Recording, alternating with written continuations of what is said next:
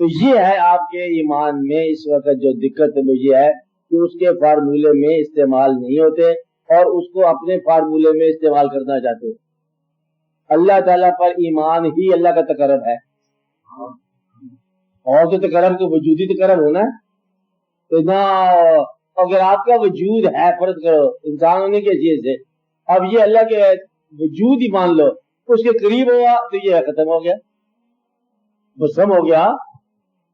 मकसद ये है कि इस वजूद ने उसका तकरब वजूदी तौर पर हासिल नहीं करना, और अल्लाह ताला वजूदी तौर पर है ही नहीं, एग्जिस्ट करता।